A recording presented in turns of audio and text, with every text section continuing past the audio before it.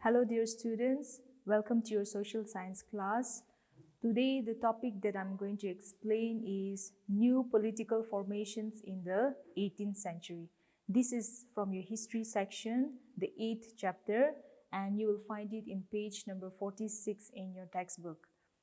Now, this lesson is the continuation of what I have explained to you in the previous class. If you remember, I've explained to you about the Mughal Empire, right?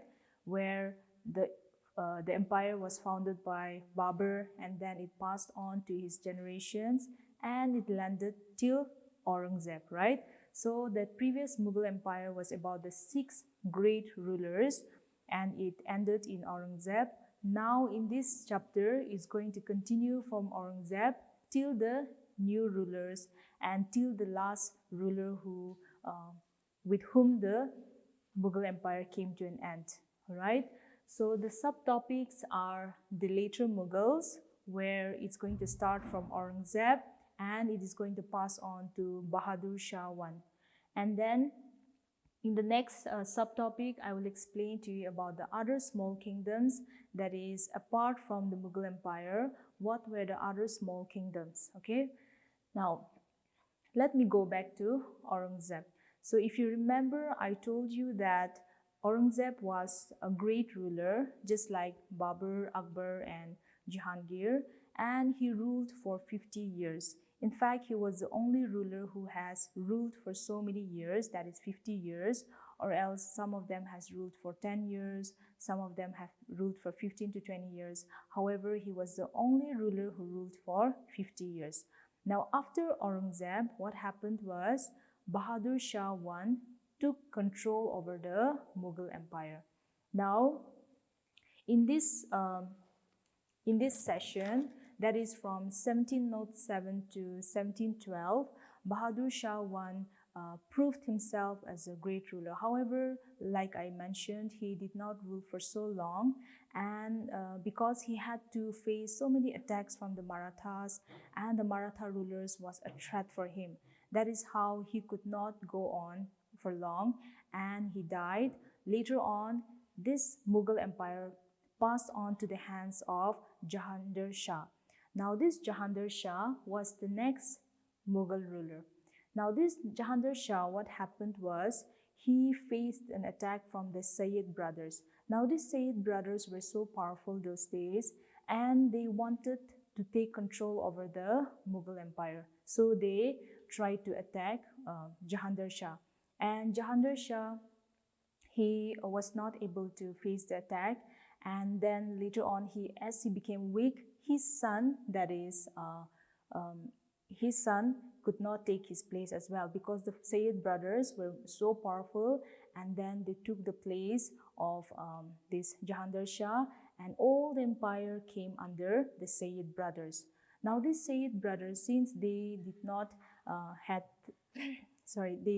time to look after this Mughal Empire, so they appointed a man called Farrukhsiyar.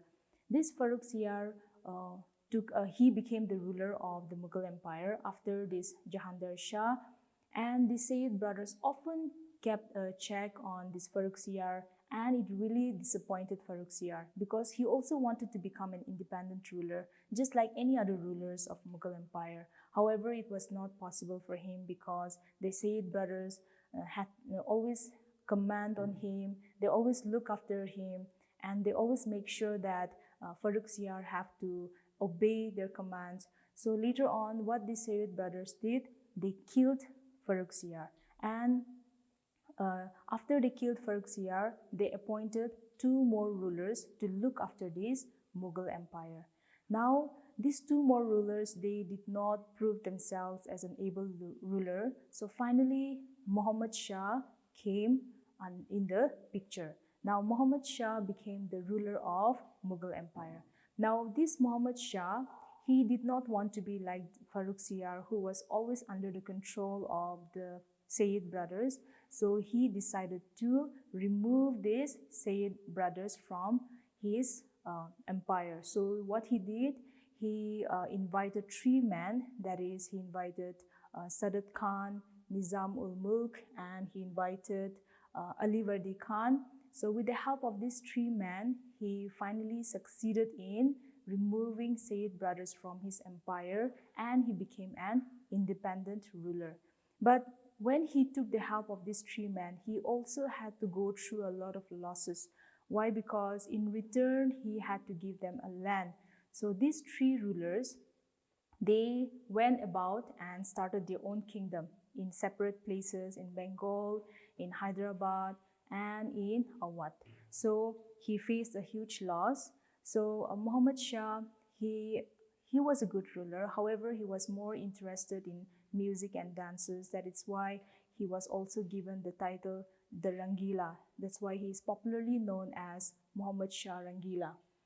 So coming to the next ruler, that is Bahadur Shah Zafar. Now this Bahadur Shah Zafar, he was a weak ruler comparing to all the rulers of Mughal Empire. He was so weak that later on when the Britishers came to India, it was so easy for them to annex the Mughal states. That is why slowly and slowly all the Mughal states came under the control of the British, and Bahadur Shah lost his position. So he was chased away from his place and he had to flee from his empire as well.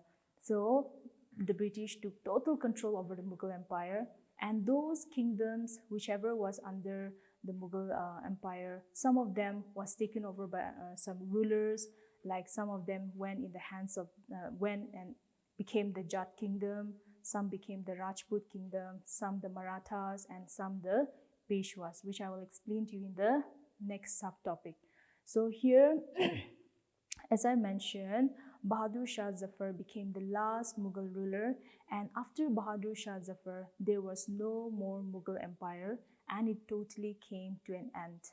Now, let's go to the next topic, that is the new kingdoms. Here in these new kingdoms, let me go back to Muhammad Shah Rangila, where in order to defeat the Sayyid brothers, he took the help of these three men, right? He took the help of Sadat Khan, he took the help of Ali Vardi Khan and Nizam ul Mulk. Now these three men, they took Bengal, Hyderabad and Awadh, and they started their own separate kingdom. Now this Bengal was taken care by Murshid Quli Khan, then Awadh was taken care by Sadat Khan, Hyderabad was taken over by Nizam ul Mulk, and the Sikh and the Punjab on one hand, they also started their own separate kingdom, and it was taken care by Guru Gobind Singh. Then on one side was the Jat kingdom, which was taken care by Badan Singh, and the Rajputs also started their own kingdom on one side. Excuse me, I have to drink water there.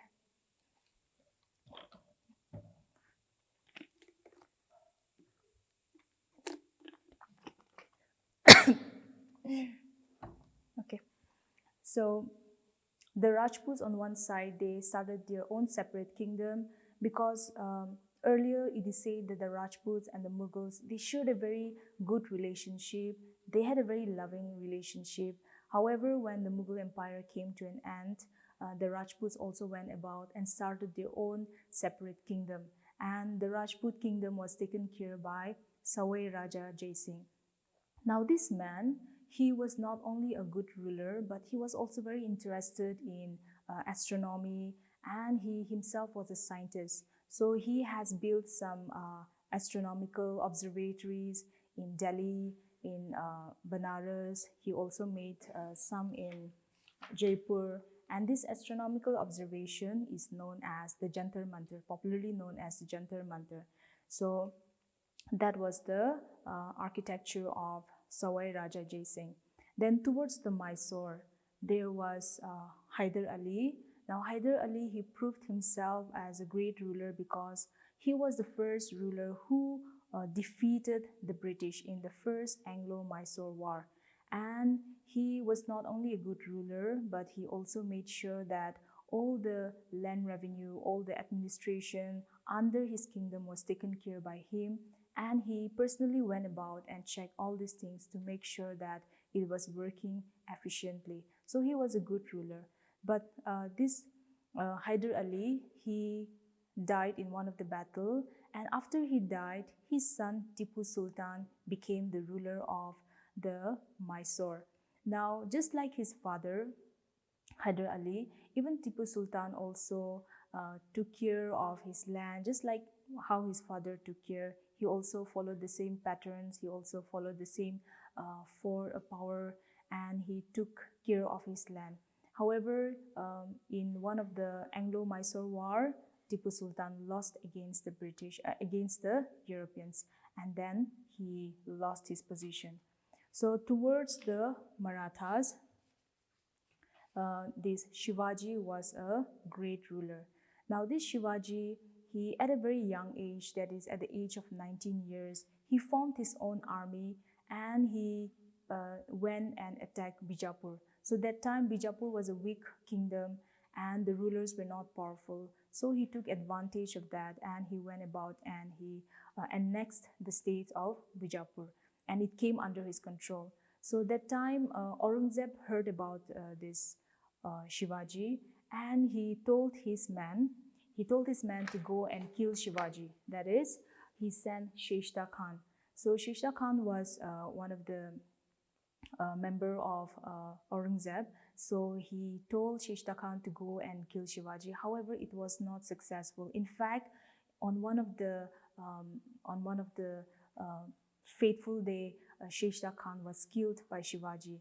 And then Shivaji, he wanted to annex some of the states of Aurangzeb. So he went and attacked Surat, but it was not successful. And that time Aurangzeb told Shivaji, he sent Sawai Jai Singh to make a peace treaty. So peace treaty was like a written peace where they have to make a peace with one another. So it was a peace treaty.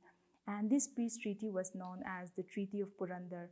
And Aurangzeb made sure that Shivaji signed that peace treaty so that there will be no more battle or war between them. But Shivaji, he fled from there, and he later on he came back again, and this time he attacked and plundered Surat, and Surat came under the control of Shivaji. And that is how he expanded his territory, and that is how he annexed more and more states, and he became a great and a popular ruler. Then apart from being a great ruler, Shivaji also introduced the land revenue system known as the Chod and the Sardesh Mukhi, and he also appointed an army, and there was two types of soldiers in his military. One was the cavalry and one was the infantry. Now this infantry were those soldiers who used to fight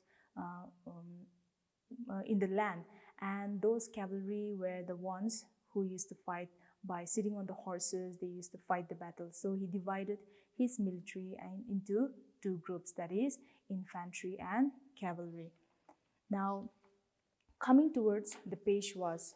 So the Peshwas were also another kingdom after the Mughal Empire, and here the ruler of this Peshwa was Balaji Vishwanand.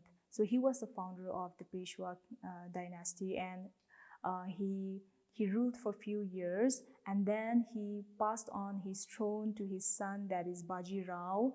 And Baji Rao also, like his father, he ruled for a few years, and likewise it passed on to Balaji Baji Rao, and likewise Balaji Baji Rao, he also ruled for some time. However, in page number 52, we can see that the Marathas did not prove themselves as a powerful ruler for a longer period, and there are some few reasons why it happened. Now the first reason was they lacked unity and could not consolidate themselves under one strong central authority. So one of the main reasons why the Marathas could not prove themselves as a great ruler was because there was no unity among the people. So if there is no unity among the people, how can there be a successful or a powerful nation, right? So there was constant enmity among one another, and that also led to the weakening of the kingdom. Then the next reason was that the Marathas were always concerned about the taxes, and they did not look after the improvement of agriculture, or they did not do anything for the benefit of the society, because every officials were only looking for taxes or gaining something from the tax, right? So that also led to the downfall of the Marathas. Now, in the third reason, it is said that they conquered all the northern areas. So these Marathas, when they conquered the northern areas, they looted all the money. They took away all the priceless possessions from the northern areas. And that was the reason why the Rajputs, the Jat, and the Sikh, they were so disappointed against the Marathas, and they decided not to support them anymore. So later on, in the later part, when the Marathas had to go for a battle, or whenever they needed help, these kingdoms like the Rajputs, the Jat, and the Sikh, they no more supported them, and that also led to the downfall of the Maratha Empire. Then coming to the fourth reason, that is the third battle of Panipat gave a huge blow to the Marathas. So in the third battle of Panipat, the Marathas could not sustain themselves anymore because they have faced a huge loss in men, a huge loss in economy, and that made them very weak. And finally, they completely neglected their navy while the English maintained a powerful naval force. So they were only focused on the cavalry and infantry. So they hardly had any naval force in order to fight against the powerful English naval force, and that is how they lost the battle, and the Maratha kingdom came to an end. So, however, at the end, this Maratha kingdom, they still consider Shivaji as the great ruler, and they gave him the title Chhatrapati Shivaji, that is a mighty Shivaji. So that's all about this lesson. So remember, this chapter is the continuation of the Mughal Empire, where after Aurangzeb, it has passed on to Bahadur Shah I, and then it went to his son, and then Farrukhsiyar came in the picture, where he could not sustain the attack of Sayyid brothers, and he died. Later on, it passed on till Bahadur Shah Zafar, who is known as the last Mughal ruler, because after Bahadur Shah Zafar, the British came and took control over the Mughal Empire, and the Mughal Empire came to an end completely. And after the Mughal Empire came to an end, the small states came up. Some of them were Bengal kingdom, the kingdoms from Jat, the kingdoms from Peshwas, the Maratha kingdom, and the Rajputs. And all these kingdoms were taken care by one or the other ruler. And they were also, some of them were once under the administration of the Mughal Empire. Some of them were in the court of Mughal Empire. So those days, the Mughal Empire used to give land to these officials and to the administrators in return of their good work. Instead of paying them in cash, they were paid in land. So they took their land and they formed a new kingdom themselves. That is how so many small kingdoms still existed even after the Mughal Empire. So that's all with this lesson. I'll see you again with a new topic. Thank you.